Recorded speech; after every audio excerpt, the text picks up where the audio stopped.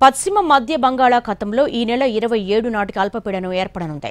రుతుపవనాల రాకకు వాతావరణం పూర్తి అనుకూలంగా మారింది. వారం రోజుల ముందుగానే కేరళ నుంచి చెన్నై వరకు నైరుతి విస్తరించింది. రుతుపవనాలు చురుగ్గా కదులుతూ 2 రోజుల్లో రాయలసీమకు విస్తరించనున్నాయి. ప్రజెంట్ ఉత్తరాంధ్ర, దక్షిణ కోస్తా జిల్లాల్లో చెదురుముదురు వర్షాలు కురుస్తున్నాయి. మరిన్ని వివరాలు మా ప్రతినిధి రవిచంద్ర అందిస్తారు.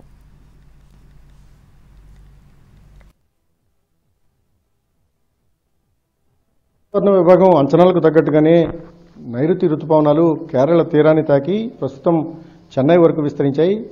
వచ్చే 2 రోజుల్లో రాయలసీమ వరకు విస్తరించడానికి అవసరమైన వాతావరణ పరిస్థితులు అనుకూలంగా ఉన్నాయని విశాఖ తుఫాను హెచ్చరికల కేంద్రం చెబుతోంది. ప్రస్తుతం మన దగ్గర విశాఖ తుఫాను హెచ్చరికల కేంద్రం అధికారిని సుధావల్లి ఉన్నారు.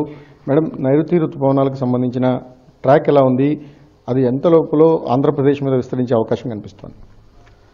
ఇక్కడ చూస్తున్న మ్యాప్ రుతుపవనాలు నార్మల్గా ఎలా విస్తరిస్తాయి, ఈ సంవత్సరం ఎలా విస్తరిస్తున్నాయి ఇండికేట్ చేసే మ్యాప్. ఇందులో ఉన్న ఎర్రగీతలు ఏ రోజుకి రుతుపవనాలు ఏ ప్లేస్ని టచ్ అవుతున్నాయి అనేది ఇండికేట్ చేస్తుంది.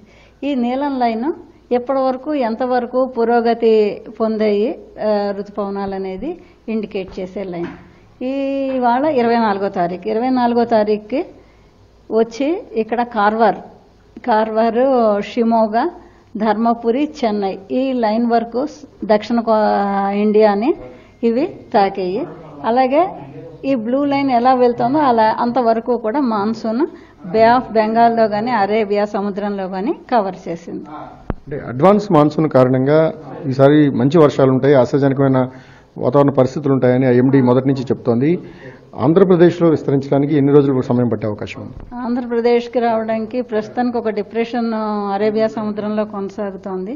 దాని మూమెంట్ని బట్టి మనకి ఒక 2-3 రోజుల్లో ఆంధ్రాలో కూడా విస్తరించే అవకాశాలు ఉన్నాయి. అంటే ఈ రోజు రేపట్లో ఏ ప్రాంతాలకు వర్ష సూచన ఉంది?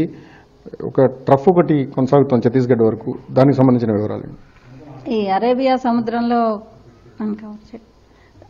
సముద్రంలో కొనసాగుతున్న డిప్రెషన్లో ఉన్న ఉపరితల ఆవర్తనం నుండి ఒక ట్రఫ్ అల్పపీడన ద్రోణి 1.5 కిలోమీటర్స్ నుండి 3.1 కిలోమీటర్స్ మధ్యన ఛత్తీస్గఢ్ వరకు ఆవరించి ఉంది. దాని ప్రభావంతో మనకి కోస్తాలో అక్కడక్కడ వర్షాలు పడతాయి, ఉరుములతో కూడిన జల్లులు పడతాయి. అలాగే 1-2 చోట్ల భారీ వర్షాలు కూడా పడే అవకాశం ఉంది. అంటే గాలుల తీవ్రత కూడా చాలా ఎక్కువగా ఉన్నట్టు కనిపిస్తోంది. ఎటువంటి హెచ్చరికలను జారీ చేశారు? 35 నుండి 45 కిలోమీటర్ల వేగం వరకు గాలులు ఉండే అవకాశం ఉంది బే ఆఫ్ బెంగాల్లో, మన ఉత్తర కోస్తాకి, దక్షిణ కోస్తాకి. అంతేకాకుండా స్క్వాలీ వెదర్ అంటే ఉరుములతో కూడిన జల్లులు కూడా పడే అవకాశం ఉంది. కనుక మత్స్యకారులను వేటకి వెళ్లవద్దని ఈ రోజుకి హెచ్చరికలు జారీ చేయడం అయింది. దాదాపుగా 16 సంవత్సరాల తర్వాత మాన్సూన్ అడ్వాన్స్ అనేది ఈ ఏడాది కనిపిస్తోంది. చాలా సానుకూలమైన వాతావరణం, ఈసారి విస్తారంగా వర్షాలు కురుస్తాయి. అన్ని విధాలుగాను కూడా వాతావరణ పరిస్థితులు అనుకూలంగా ఉంటాయని భారత వాతావరణ విభాగం మొదటి నుంచి చెప్తోంది. అందుకు అనుగుణంగానే రుతుపవనాల అడ్వాన్స్ కూడా ఉంది. 2 రోజుల్లో అవి రాయలసీమను తాకుతాయి, తర్వాత కోస్తాంధ్ర వరకు మొత్తం కూడా విస్తరించే అవకాశం ఉంది. ఇక ఈ నెల 27వ తారీఖున ఒక అల్పపీడనం ఒకటి వెస్ట్ సెంట్రల్ బేలో ఏర్పడే అవకాశం కనిపిస్తోంది. దానిని అధికారికంగా భారత వాతావరణ విభాగం ప్రకటించాల్సిన అవసరం ఉంది. ఒకవేళ అల్పపీడనం కానీ ఏర్పడితే రుతుపవనాల విస్తృతి, పురోగతి మరింత వేగంగా కొనసాగే అవకాశం అయితే కనిపిస్తోంది. కెమెరామెన్ సుధీర్తో రవిచంద్రన్ టీవీ, విశాఖపట్నం.